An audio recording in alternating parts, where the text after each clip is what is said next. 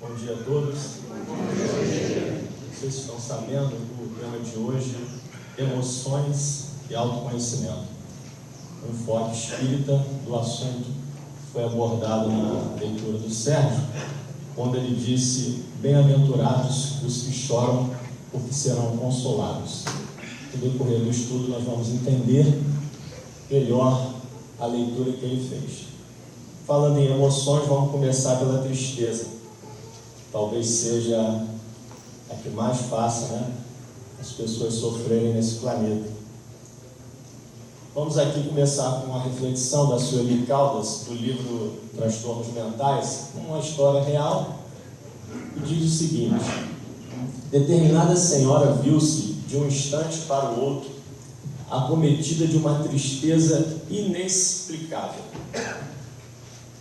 Seguindo-se um desânimo também difícil de ser entendido, por mais pesquisasse as causas. Sentia-se sem forças, tendo que permanecer quase o dia todo no leito, em repouso. Chorava muito e não conseguia atinar com a razão de tanto abatimento. Foi examinada por vários médicos que não acharam nenhum mal que justificasse o seu estado. Resolveu, em consequência, procurar a casa espírita para orientação e passes. Verificou-se estar sob influência espiritual muito forte. A entidade que a acompanhava era a própria irmã, desencarnada há algum tempo de maneira repentina. Esse texto ele tem a finalidade de nos mostrar que muitas vezes a tristeza não é nossa. A tristeza pode ser algo que nós estamos sentindo em decorrência da própria mediunidade que todos nós temos. Esse fato aqui foi narrado, é muito comum no planeta, porque as pessoas desencarnam e deixam os entes queridos. E a partir daí, o pensamento, ele continua, porque nós espíritos somos pensamento. E o pensamento estabelece um vínculo entre essas pessoas, uma encarnada e outra desencarnada. E o que acontece? O desencarnado apegado aos bens materiais, apegado à família, ele é naturalmente atraído para junto daquele que ficou. E como ela mesma aqui conta, uma tristeza inexplicável. Por quê? Porque não havia razão que justificasse a sua tristeza. Ela estava triste sem razão. Porque para nós ficarmos tristes, tem que haver um motivo. Aí começa o sofrimento, E a partir daí surge um desânimo também difícil de ser entendido. Por quê? A pessoa que está desencarnada, ela consegue perceber a presença dos que ficaram. E ela fica triste na medida em que ela tenta se comunicar com aqueles que estão encarnados e não consegue. Quem aqui já participou ou participa de reunião mediúnica sabe que isso daqui é muito trazido às reuniões mediúnicas, esse tipo de sofrimento. Então, a tristeza dela é sentida por aquele que está mais sintonizado, mais apegado. E o que isso pode levar no dia a dia? A um quadro de depressão. Porque a pessoa vai procurar naturalmente o médico vai chegar lá e vai ver: olha, fizemos os exames e não há nada que justifique a sua tristeza, que não acaba nunca. Aí a pessoa vai ficar tomando remédio, mas o espírito desencarnado continua ali, a pessoa está tomando remédio, o espírito desencarnado continua ali. É uma coisa que não acaba. Então, o que tem a ver isso com o tema? Se é a questão do autoconhecimento, eu tenho que desenvolver a capacidade de saber se essa tristeza é minha ou não. Se ela não é minha, de onde vem a tristeza? Não é? A gente tem que pesquisar de onde vem essa tristeza que tanto me incomoda. Isso daqui é muito comum, como nós falamos no início. Precisamos estar atentos quando estivermos tristes, para saber de onde vem. É importante procurar o médico? Sim, é importante procurar o médico.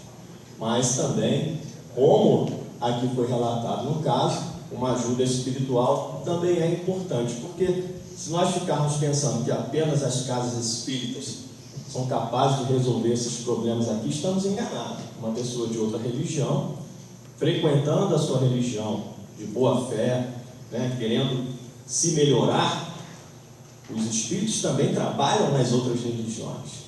Eles estão lá ajudando. Então, de alguma forma, vai haver o socorro, porque nós não podemos pensar que só nós que trabalhamos com essa parte espiritual, só nós que teremos, né, a misericórdia divina. Então vamos partir agora para o outro slide, que ele vai começar a introduzir melhor o assunto. Então, como nós vimos aqui no início essa história da tristeza, nós sabemos que a tristeza, ela é uma emoção, né? Então, o que é a emoção? A emoção é aquilo que nós normalmente sentimos no nosso corpo, se manifesta no nosso corpo. Você tem a tristeza, você tem a alegria, você tem a raiva e você tem o medo, que são consideradas as emoções básicas do ser humano. Todos nós vamos sentir essas emoções em determinadas circunstâncias.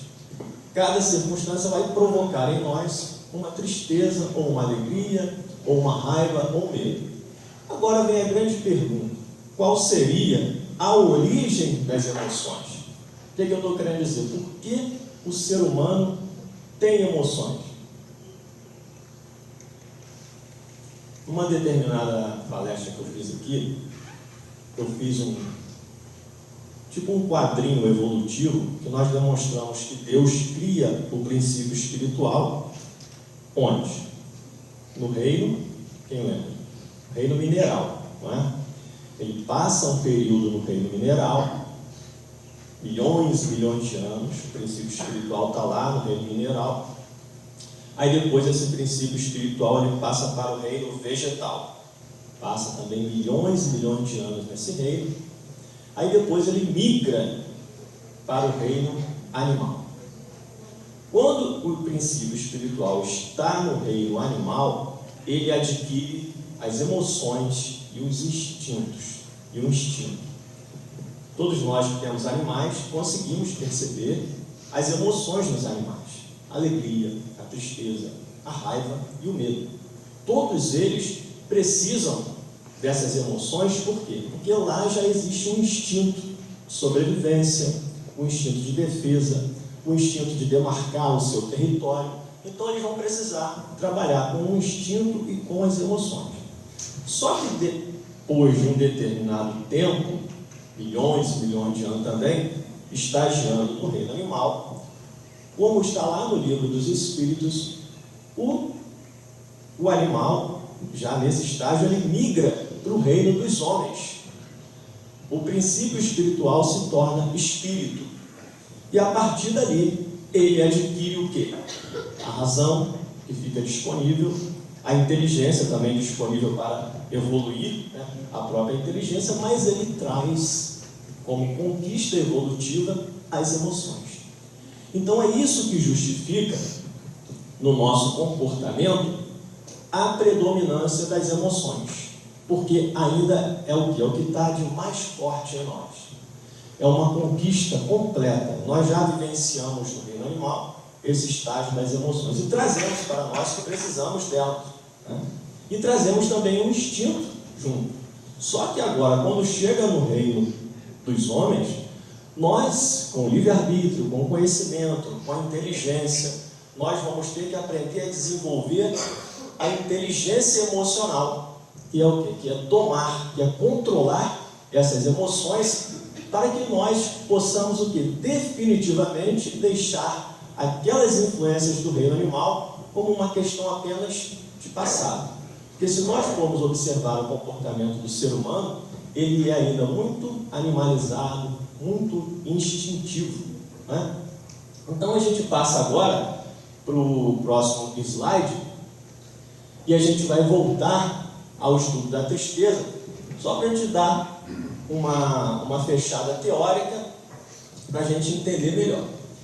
Então, o que seria a tristeza? Qual seria o conceito? É a emoção que faz com que a pessoa se volte para si mesma para refletir sobre o que está acontecendo.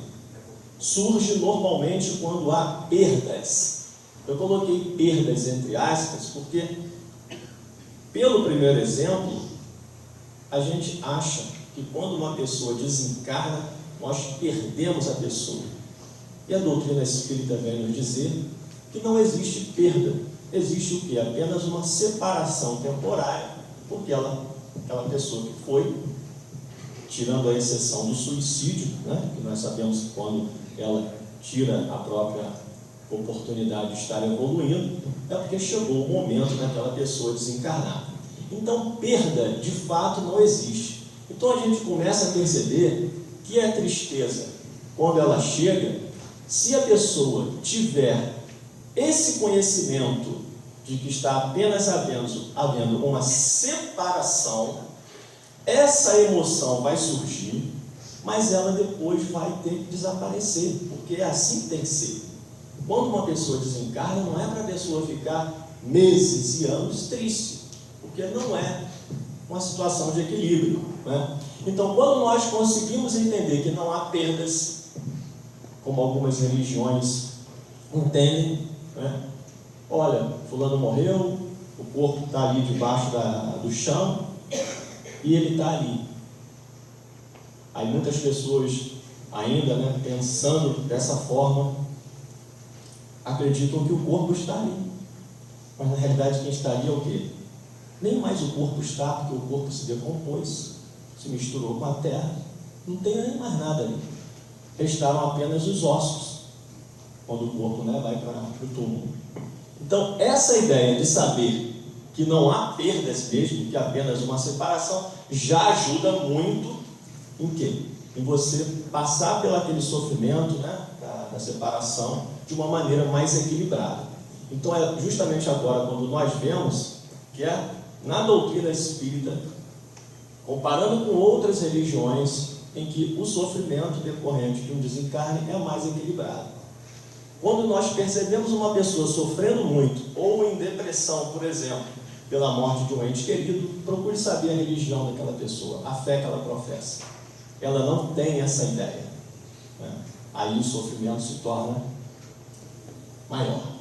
E qual seria a função positiva da emoção? Porque a emoção, veja bem, a emoção ela é apenas uma emoção, ela é neutra. Você vai sentir aquela emoção, mas será que ela tem um aspecto negativo? Vai depender de como você vai se comportar. Será que ela teria um aspecto positivo também? Vai depender de como você vai se comportar. E qual seria a função positiva da tristeza? Seria apenas um aviso, adaptar a pessoa à realidade. Como quem diz, olha, esse fato aconteceu, emocione-se, que é um direito seu, você tem emoção para isso. Mas lembre-se, existe uma realidade. Só que as realidades, cada um tem a sua. A realidade nós construímos com o nosso conhecimento. Se eu acredito, né, na questão da desencarnação, que os espíritos desencarnam, vão para a dimensão espiritual, essa é a minha realidade, eu sofro menos. Mas quando eu não tenho essa condição, meu sofrimento é maior. Então, a função positiva é fazer com que a pessoa se adapte à realidade. Ah, mas eu não acredito em nada disso que você está falando. Mas a tristeza tem essa função. Olha, você não vai poder, você tem que trabalhar, você tem família, você tem um monte de coisa para fazer. Você vai ficar triste o tempo todo, sem levar a discussão para essa questão espiritual. Então ela tem essa função, apenas avisar a pessoa que ela tem que voltar à realidade para seguir a sua própria vida. E no caso da depressão, que é quando decorrente dessa situação, é algo mais forte. É intimar a pessoa a adaptar-se à realidade. Por quê? Porque como ela está insistindo em continuar naquele comportamento, a depressão vai ser uma consequência. Então ela surge, porque se não atender o primeiro chamamento, tem um segundo chamamento, porque todos nós tendemos a quê? Ao equilíbrio. Quando você vai para um lado ou para o outro, alguma coisa vai acontecer para tentar te puxar para o equilíbrio. E a depressão seria, como a gente viu no exemplo citado, seria uma forma mais severa para fazer com que a pessoa volte para a realidade. E a tristeza sob a pressão do egoísmo, então nós temos que pensar o seguinte: imagine uma pessoa que está triste, mas ela também é uma pessoa muito egoísta, muito orgulhosa, ou seja, não aceita, né? O que vai acontecer? Ela vai encarcerar o seu coração na revolta e na rebeldia. E a partir daí o que vai acontecer, né, é variar casa a casa. Então nós vimos aqui a tristeza como uma emoção natural de todos os seres humanos, né, uma herança evolutiva do estágio animal, e vimos a tristeza quando ela pode nos encaminhar para uma doença, como no caso na depressão. E temos aqui um texto da Joana de Ângeles que fica para a nossa reflexão, que seria o seguinte: a depressão, ela não se instala em razão dos dissabores da vida, mas sim pela forma como reagimos a eles. Isso é Joana de Ângeles. Olha só, a depressão, ela não se instala em razão dos dissabores da vida, mas sim pela forma como reagimos. Então, cada pessoa reage de uma forma. Então, você vê numa família, um pai e uma mãe, 5 filhos, o pai desencarnou, 4 estão muito bem, mas tem um que está deprimido. Por quê? Porque esse reagiu de forma diferente dos demais. Alguma coisa aconteceu ao longo da sua vida, a sua formação, né, as suas experiências, que o levaram a se comportar daquela forma. Então, não são os dissabores da vida, porque se nós formos parar para analisar, neste exato momento, há muitas e muitas pessoas desencarnando e muitas pessoas encarnando, né? Então, esses dissabores também, entre aspas, da vida, são os eventos naturais. Nós não viemos aqui para ficarmos aqui definitivamente, temos que voltar. Então, será sempre a forma como vamos reagir a esses acontecimentos que vai determinar, né, se vamos sofrer ou não. E aqui, dentro ainda desse estudo da tristeza, uma lição de Jesus de inteligência emocional. O que seria inteligência emocional? É um assunto que vem sendo estudado ultimamente, que é a capacidade que nós vamos desenvolver de dominar as nossas emoções. E dominando essas emoções, fazermos boas escolhas. E também reconhecermos nos outros as emoções que eles estão manifestando e, a partir desse reconhecimento, estabelecer um relacionamento melhor, né? Então, o que Jesus, na cruz, né, próximo ao seu desencarne, ele diz para a sua mãe, Maria, João Evangelista, eu não me lembro quem era exatamente a segunda mulher aqui, se era Joana de Ângeles, na sua encarnação naquela época como Joana de Cusa, ou se era a tia de Jesus, eu não tenho certeza. Então, naquele momento ali, os 3 chorando, Jesus, naquele momento grave, o que ele faz? Ele deixa a tristeza de lado e vira para ela e fala: mulher, eis aí o teu filho. Ou seja, estavam falando para a mãe dele, Maria. Está vendo João Evangelista, que era um jovem? Eis aí o teu filho. Ou seja, não pense em mim porque eu estou indo. Eu, o seu verdadeiro filho, não é mais importante nesse momento. Agora, nesse momento, o seu filho será ele. E filho, eis aí a tua mãe. Então, quem de nós é capaz de fazer isso? É difícil. Apenas um espírito perfeito é capaz de dar uma lição dessa para demonstrar que a vida continua. Que quando um vai, outros ficam. E aqueles que ficam devem dar continuidade a uma questão que nós vamos ver no final, daquilo que Jesus nos ensinou da família universal. Ela, mesmo não sendo mãe dele, ela passaria naquele momento a ser a mãe, como ele fala, mãe do coração, e ele o filho do coração. Então, aqui, para nós refletirmos e pensarmos: será que nós estamos agindo com esse modelo de comportamento nos momentos de tristeza? Será que nós agimos assim? A maioria vai dizer: ainda não, mas um dia iremos. Então, esse é o modelo de comportamento para os momentos difíceis, os momentos de tristeza. Jesus ficou triste ali? Certamente ficou, mas ele teve que superar aquilo e dar a lição. E ele veio para nos ensinar, não é? Vamos ver o próximo. E dentro da questão do comportamento humano, o que nós temos visto ultimamente é o quê? Há uma provocação que vai gerar emoção, uma provocação, seja lá o que for, vai gerar medo, ou vai gerar raiva, ou vai gerar alegria, ou vai gerar tristeza. Algo aconteceu que desperta em mim a emoção. E o que acontece? Imediatamente eu dou uma resposta para aquela situação.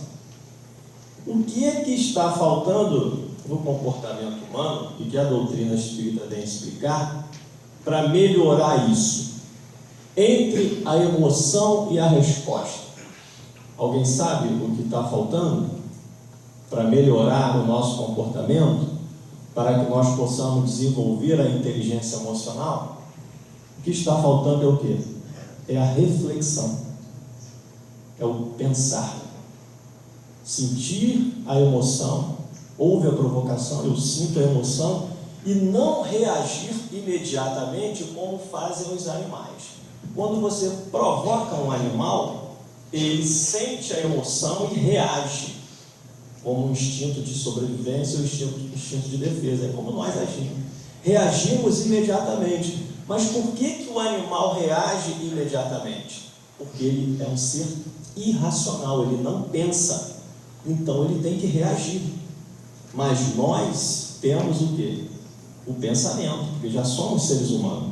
Então nós precisamos refletir. E quando você reflete, você freia as emoções. E freando as emoções, você tem uma condição melhor de fazer o quê? As melhores escolhas. E dar a sua resposta, que pode ser até um silêncio, como diz a Joana. Você foi provocado, foi ofendido, você sente raiva, para, reflete e silencia. Por que silenciar? Para não ofender novamente. Jesus não falou? Para nós darmos a outra face? A outra face do mal é o quê? É o bem. Então, não revidar com uma ofensa é fazer o bem. Mas por que Jesus falou disso? Porque Jesus sempre refletia no momento da emoção. Então, as suas escolhas sempre eram as melhores. Esse quadro aqui, não sei se vocês estão conseguindo identificar, é uma passagem do Evangelho que fala da mulher adúltera. Muitos devem conhecer. Essa mulher foi apresentada a Jesus, tendo sido naquela época acusada de adultério, e a lei daquela época previa o quê? Que ela fosse apedrejada. Então, como Jesus veio dar uma nova interpretação baseada no amor, não é? Para as leis de Moisés, que eram as leis em que eles se baseavam naquela época, eles tentaram criar uma armadilha para Jesus, para ver se Jesus ia dizer no sentido de não apedrejar a mulher. Porque se a lei daquela época dizia que era para apedrejar, e como eles sabiam que ele pregava o amor, a tolerância, aquelas coisas todas, eles desconfiavam que Jesus ia dizer o seguinte: não, ela não deve ser apedrejada. Então eles criaram essa armadilha, porque a partir do momento que Jesus dissesse que ela não pudesse ser apedrejada, ele ia ser preso na hora. Eles criaram essa armadilha. Mas só que Jesus, muito sábio, conhecendo as maldades humanas, né? O que ele diz? Atire a primeira pedra, ou seja, cumpra-se a lei. Atire a primeira pedra aquele que não tiver pecado. Com essa frase, o que é que ele gerou naquelas pessoas que estavam ali? A reflexão. Eles foram obrigados a pensar, eles foram obrigados a frear as suas próprias emoções de raiva que eles estavam sentindo naquele momento, não é? Ansiedade em ver a mulher sendo apedrejada. Eles se reconheceram na condição de pecadores também, e a partir dali não tinham moral para o quê? Para apedrejar a mulher. Então aqui é mais uma lição de inteligência emocional que Jesus dá, ou seja, refletir, fazer as pessoas refletirem para que elas possam fazer as melhores escolhas. E o medo é outra emoção que cria muitas dificuldades na nossa vida. Deixa eu ver aqui quais são as historinhas que nós temos. Tem aqui. E cria muitas dificuldades na nossa vida, né? É o medo. O que é o medo? É uma emoção básica, ou seja, todos nós vamos sentir em alguma situação da vida o medo. E essa emoção vai surgir diante de quê? De situações de perigo real e iminente. Então, se você estiver diante de uma situação, de um perigo que de fato existe, e esse perigo estiver iminente, ou seja, próximo de acontecer, você vai sentir o medo. Qual seria a função positiva do medo? Acionar o instinto de conservação, aquilo que nós trazemos lá do reino animal. Então, quando o animal ele se sente ameaçado daquilo que ele interpreta como uma situação perigosa que está próxima de acontecer, ele sente medo e aciona nele mesmo o instinto de conservação. E a partir dali o animal ele tem duas escolhas, assim como nós: ou ele enfrenta a situação ou ele foge. É isso que nós sempre vamos fazer. Ou você vai enfrentar a situação ou você vai fugir. O que ocorre na fisiologia, no nosso corpo? O sangue corre para os músculos do esqueleto, como o das pernas, facilitando a fuga. Ou seja, se eu preferir fugir, né, já está tudo ali preparado, o organismo já prepara tudo. O rosto fica lívido, já que o sangue lhe é subtraído. Ao mesmo tempo, o corpo imobiliza-se, ainda que por breve momento, talvez para permitir que a pessoa considere a possibilidade de, ao invés de agir, fugir e esconder-se. Circuitos existentes nos centros emocionais do cérebro disparam torrentes de hormônios que põem o corpo em alerta geral, tornando-o inquieto e pronto para agir. A atenção se fixa na ameaça imediata para melhor calcular a resposta a ser dada. Então aqui está a situação do medo. Mas nós vamos perceber, num momento mais à frente, que para você identificar que o perigo é real e iminente, você tem que conhecer a situação. Você vai ter que identificar que aquela situação ela traz para você um perigo. Agora, quando surgir uma situação que você desconhece, que você nunca viu, o que pode acontecer? Também pode gerar o medo. É o medo do desconhecido. Nós vamos ver um exemplo aqui. Eu vou até antecipar logo para passar o outro. É o exemplo do leão diante do rolo de papel higiênico. O que um pesquisador fez? Nós sabemos que o leão é o animal mais poderoso ali, vamos dizer, na África, praticamente, onde ele está no planeta, né? O que esse pesquisador fez? Ele se aproximou de um leão e apresentou, a uma certa distância, um rolo de papel higiênico. Ele começou a provocar o leão com esse rolo de papel higiênico. O que o leão fez? Ele não atacou essa pessoa, esse pesquisador. Ele recuou e fugiu. Por quê? Porque pelo fato de ele nunca ter visto um rolo de papel higiênico, não está na sua memória um rolo de papel higiênico, ele não pôde identificar o que era aquilo. E diante daquela situação, ele entendeu aquilo como algo ameaçador. Ou seja, a ignorância. Ele não conhecia aquele objeto. Então, o que o leão faz? Ele se afasta, ele vai embora. Então, a gente percebe também que o medo do desconhecido está muito presente ainda na nossa vida. Tudo aquilo que nos é desconhecido, ou seja, toda a experiência que nós ainda não exercitamos, qualquer outra atividade, quando nós estamos próximos para exercitar essa atividade, nós sentimos medo. Por quê? Porque é o desconhecido. Então, essa situação do leão e o rolo do papel higiênico, quem quiser pesquisar, é só digitar no YouTube o leão e o rolo de papel higiênico. Vai ter um vídeo lá de 6 minutos que ele demonstra esse comportamento do leão diante desse rolo de papel higiênico. Okay? Vamos pegar uma outra situação também, relacionada com a emoção do medo, que é um caso que foi contado também no livro da Sueli Caldas, Transtornos Mentais, que é a questão do pânico, que é um medo já exagerado, aquele medo, né, muito forte que a pessoa sente, que chega a essa questão da pessoa ter até pânico, um desespero total, em que ela se descontrola emocionalmente. Como é nesse caso? O LV, que é um caso real, 16 anos, apresentou-se bastante deprimido. Levava uma vida normal até que, ao trocar de escola contra a sua vontade, logo no primeiro dia sentiu repentinamente uma terrível sensação de medo, angústia, aflição, como se fosse desmaiar, tendo que se retirar apressadamente da sala. A partir desse dia, embora tentasse, não conseguia ir às aulas. A crise repetia-se sem ele saber o que estava acontecendo.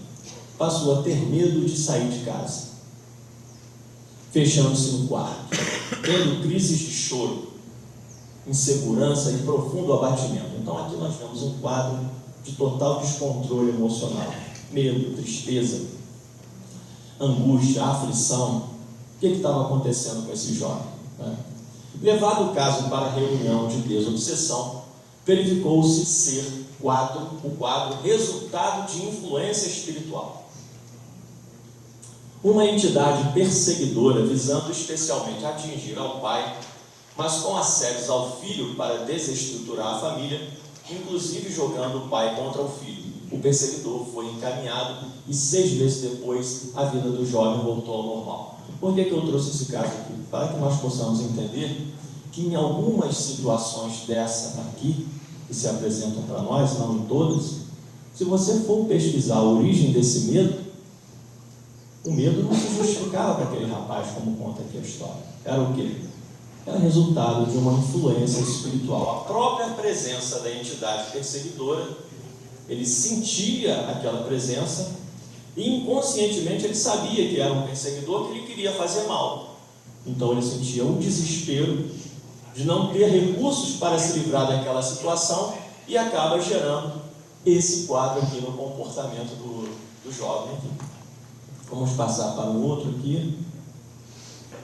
Um outro exemplo também, muito comum, que a gente conhece algumas pessoas que têm esse comportamento aqui, também tirado do livro da Sueli Caldas, Transtornos Mentais. SN, uma dona de casa de 42 anos, tinha medo de incêndio. O medo dela era de incêndio, de que a TV e o botijão de gás explodissem, o que a obrigava a desligar tudo e verificar várias vezes. À noite perdia o sono com medo de incêndio. Imaginava então como agiria para salvar-se. E esses pensamentos eram recorrentes. Então isso aqui é o que alguns devem conhecer, daquilo que se chama hoje de transtorno obsessivo compulsivo, né? Aquelas pessoas que têm a necessidade constante de verificar todas as horas se a televisão está desligada, se o fogão está fechado, e não conseguem às vezes até pegar no sono, porque toda hora vai lá e verifica, e passa o tempo todo nessas intermináveis, conferências. Então aqui, como é relatado no livro, essa pessoa pediu orientação espiritual e constatou ser este um caso de quê? De reminiscência traumática da encarnação anterior. Então ali naquele caso, aquele medo não se justificava por nada que estivesse acontecendo naquela vida ali, naquela encarnação. Era algo que ela trazia no seu inconsciente relacionado com alguma coisa que aconteceu lá na encarnação anterior. O que aconteceu? É bem aqui. Quando ela desencarnou em um incêndio, conforme esclarecimento do orientador espiritual da reunião de desobsessão. Ao ser informada do ocorrido, SN passou por uma mudança gradual, sentindo-se confiante e segura. Aos poucos desapareceram as ideias obsessivas. Por que desapareceu aos poucos? Porque ela teve que, uma vez entendendo o motivo, né, desse comportamento, ela foi aos poucos eliminando aquele comportamento que ela via que era um comportamento que não fazia mais sentido, porque aquele medo que ela sentia não se explicava nesta encarnação, mas era explicado por um fato que aconteceu na outra. E como a outra já é uma questão do passado, então ela deixa o passado para trás e segue a vida normalmente. Foi o que aconteceu aqui. Então, aí que vem a importância dessa questão do autoconhecimento, né? Já falei aqui do Leão, para nós entendermos que nem tudo o que nós sentimos pode ser algo que é nosso. Pode ser, sim, uma influência espiritual. Porque nós sabemos que os espíritos estão aqui, à nossa volta. Onde você vai, há um espírito desencarnado. Aqui, por exemplo, há muitos espíritos desencarnados. Você vai na rua, sempre vai haver. E quem tem uma mediunidade mais aflorada, percebe essas coisas com mais facilidade. Agora a gente vai passar para a emoção da raiva e depois nós vamos terminar com a emoção da alegria. A emoção da raiva, quando é que nós sentimos raiva? Surge diante de situações em que a pessoa se sente agredida. É a emoção decorrente de um sentimento contrariado. Então a gente vê aí que já começa a entrar o orgulho e o egoísmo, né? Então toda vez que a nossa opinião, o nosso interesse, alguma coisa que é nossa, né, fale de você, é contrariado, é posta sob questionamento, sob ameaça, naturalmente nós vamos sentir a raiva. Ela surge nesses momentos. Porque quanto mais egoísta, quanto mais orgulhoso eu for, mais propenso a sentir raiva. Porque eu sou uma pessoa que eu não gosto de ouvir o outro. Só vai prevalecer aquilo que eu acho que é certo ou aquilo que é errado.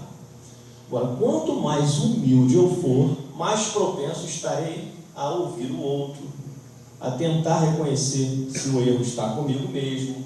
E aí eu consigo controlar com mais facilidade essa situação. Então, é uma emoção que vai demonstrar o seu estágio evolutivo. Quanto mais raivoso, quanto mais desenvolver essa emoção por muito tempo, demonstra naturalmente que você ainda é um espírito que está precisando, né, combater isso, e demonstra o quê? O nosso atraso evolutivo. E qual seria a função positiva? Por ser uma emoção, ela tem que ter uma função positiva também. O problema é como nós vamos trabalhar essa emoção. Aí fala lá, considerando a agressão, ela está também ligada a um instinto de conservação. Ou seja, se eu tenho um posicionamento, uma ideia, e aquela ideia é combatida por alguém ou por um grupo, eu me sinto ameaçado. Ou seja, eu quero me conservar, eu quero que ela permaneça. Aí ele continua aqui, ela serve para adaptar a pessoa à realidade, mas com um intuito defensivo. A pessoa, no primeiro momento, ela quer se defender da ameaça que surge, mas ela também pode querer atacar, não é? Serve também para exercitar a criatividade, para escolher e adotar atitudes que nos adaptem de forma justa e saudável diante das agressões, desafios e riscos. E é justamente aqui onde a Joana fala que muitas das vezes, ou quase todas as vezes em que você é agredido com uma ofensa verbal, a melhor atitude é o silêncio. Por quê? Porque você já tem a capacidade de fazer essa reflexão, ser criativo e não revidar esse tipo de ofensa. E como nós vamos desenvolver a inteligência emocional para essas situações? Ela vai requerer o quê? Educação e treino. Ou seja, não vai ser de uma hora para outra que nós vamos conseguir, né, diante de uma ofensa, ter o comportamento de Jesus. Não vai ser. A gente vai precisar treinar. Porque com o treino, com a repetição, nós vamos nos adaptando àquela nova forma de nos comportar. É que tem um fechamento. Na ausência dessas habilidades, ou seja, se você não desenvolver essa inteligência emocional, podem surgir acontecimentos trágicos de violência e agressividade descontrolada. E é o que mais acontece no nosso dia a dia. A maioria das pessoas, por não terem essa capacidade, revidam automaticamente a uma agressão. Que é o que nós vemos aí nos estádios, por exemplo, estádios de futebol, né? Uma brincadeira, às vezes, gera uma confusão generalizada no estádio. Às vezes, apenas uma brincadeira. Que a pessoa sentiu que o seu time não pode ser, o time de futebol não pode ser objeto de deboche.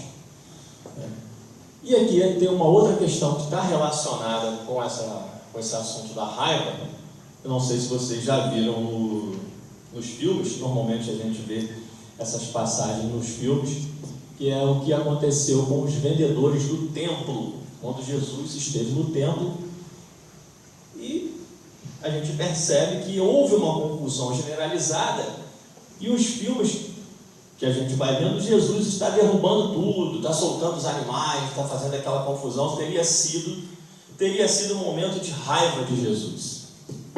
Agora vem a grande pergunta: de tudo aquilo que Jesus fez, está lá no Evangelho segundo o Espiritismo, para nós que estudamos a doutrina espírita, todas aquelas passagens, será que justifica Jesus ter um comportamento daquele, de sair derrubando tudo, de soltando todos os animais? Na minha opinião, como de alguns companheiros da doutrina espírita, não justifica. Essa passagem, ela é uma passagem que está um pouco deturpada. A melhor explicação que se tem para esse fato foi o seguinte: Jesus fez uma pregação no templo, chamando a atenção daquelas pessoas para o comportamento que eles estavam tendo com os animais que eram vendidos para o sacrifício. Entre outras questões ali, entre toda aquela negociação de dinheiro que havia ali no templo. Então ele fez ali uma palestrinha de um tempo, e aquelas pessoas foram se aproximando e ouvindo, e começaram a se tocar que eles estavam tendo um comportamento equivocado. E a partir dali eles mesmos resolvem abrir as gaiolas e soltar os animais. Aí foi uma confusão generalizada. Mas não foi Jesus quem fez isso. Foram eles. Jesus apenas falou. Essa é a interpretação que mais se adequa ao quê? Ao comportamento pacífico de Jesus. Porque ele mesmo não poderia se contrariar. Ele não poderia falar uma coisa e fazer outra. Se ele sempre foi um pregador da paz, não é? Ele não poderia chegar ali e sair chutando, derrubando tudo. Não faz nenhum sentido. Então, essa passagem aqui é apenas para a nossa reflexão, né? Do que é aquilo que nós vemos nos filmes. E a alegria? A gente vai terminar com a emoção da alegria. Que ela é aquela emoção que vai se revelar normalmente pelo sorriso e que surge quando há uma satisfação para o ego. Está também associada ao prazer. Então serão nesses momentos que normalmente a pessoa vai sentir a alegria. Ela vai demonstrar para as outras que ela está alegre. A gente percebe. E qual seria a função positiva da alegria? Seria um incentivo, né? A tristeza ela te empurra para baixo e a alegria te empurra para cima, te incentiva a você prosseguir naquilo que você está fazendo. Como é a fisiologia da alegria? Encontra-se um aumento da frequência cardíaca e um maior ritmo respiratório. Na química cerebral, maior liberação de endorfinas e dopamina. E o mau direcionamento da alegria, que também nós podemos dar. Como seria esse mau direcionamento? Encontrá-la somente nas questões materiais, no vício, na satisfação do ego, etc. Se você direciona a sua alegria somente para isso, você está fazendo um mau direcionamento da alegria. E onde estariam as questões espirituais? Será que você sente alegria em estudar, em trabalhar? Ou você vê isso como algo pesado, como se fosse uma obrigação? Sentir alegria em estudar, em trabalhar, em fazer o bem ao próximo, em fazer a caridade, é um bom direcionamento da alegria. Agora, se você fizer um mau direcionamento, vai dar o quê? Problemas que você depois, lá na frente, vai se arrepender. Então, a alegria, ela faz parte do nosso dia a dia, mas ela não é algo que vem para ficar. Não sei se vocês já repararam isso. A alegria, ela vem e passa. Por quê? Porque nós estamos no mundo de provas e expiações. Ninguém está aqui para ser feliz. E não há, como está lá no Evangelho segundo o Espiritismo, uma alma feliz neste planeta. Não existe, porque a felicidade, ela não é deste mundo. A felicidade, ela não é deste mundo. Nós estamos no mundo de provas e expiações. Nós já passamos o estágio de mundos primitivos, estamos no mundo de provas e expiações, onde o mal ainda prepondera sobre o bem. Estamos em fase de transição para o mundo de regeneração, onde o bem será preponderante, mas o mal ainda vai existir, e também ainda não haverá pessoas felizes.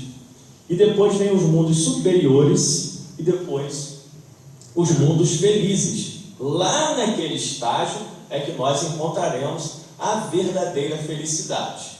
Então aqui nós não podemos dizer que somos felizes. E para fechar o estudo, a gente tem esses dois slides aqui, que é uma passagem de Jesus, que está lá no Evangelho, que ele fala da família espiritual e da família corporal, não é? Que tem a ver com o assunto.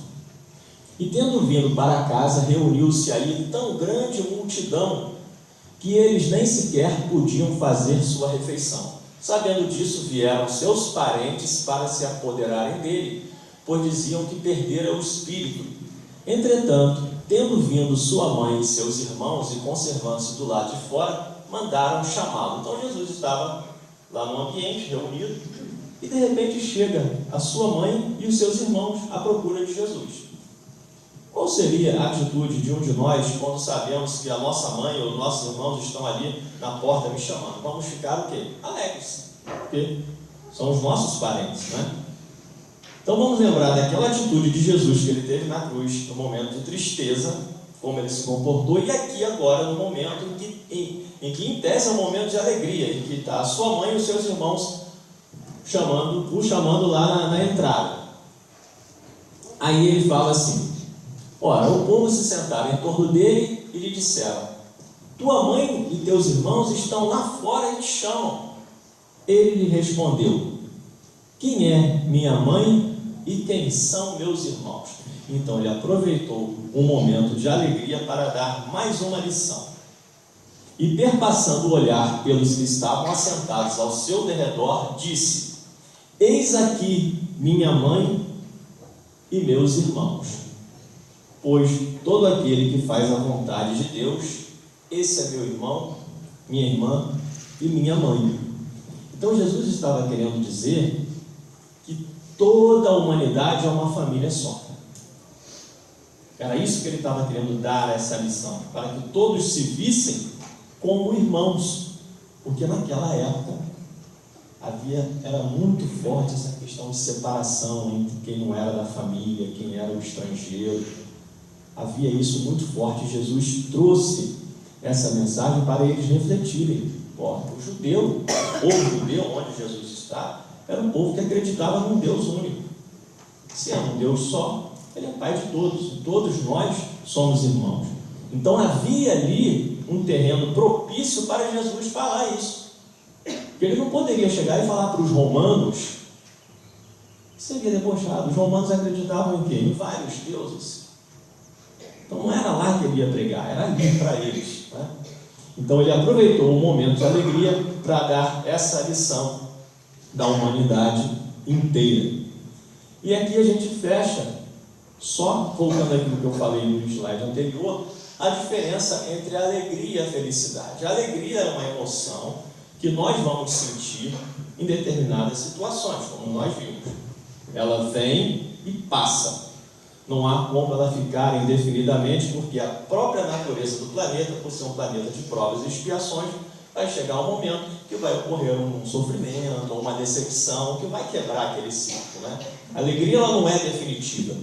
E a felicidade, ela não é deste planeta. Nós não seremos ainda felizes. Por quê? Porque a felicidade, diferentemente da emoção, ela é um estado de espírito. Somente os espíritos que já estão naqueles mundos, eles estão nesse estágio de felicidade porque eles têm a sua consciência pacificada. Já resgataram todos os seus débitos, como está lá no Evangelho, já pagaram o último ceitil, não devem mais nada a ninguém, estão com a consciência em paz. E a partir daí, de estarem já com a consciência em paz, são capazes de apenas fazer o bem. Eles não pensam mais no mal, eles só pensam no bem, eles vivem o bem. Então é uma consciência pacificada que só pensa no bem, é o estado de felicidade. Nós ainda não podemos ter esse estado de felicidade porque nós, por estarmos num planeta de provas e expiações, nós temos ainda muita coisa para acertar. E esse peso que nós trazemos no nosso inconsciente de dívidas do passado não nos permite entrar ainda nesse estágio. Mas o nosso objetivo é chegar lá, no estágio da felicidade, que é o estágio dos mundos, do último estágio, dos mundos puros, dos mundos perfeitos, onde habita quem? Jesus e outros espíritos do seu grau evolutivo. Ok? Então, encerramos o estudo. Já são 9h30, eu passo a palavra aqui para o companheiro aqui da casa. Muito obrigado e até uma próxima oportunidade.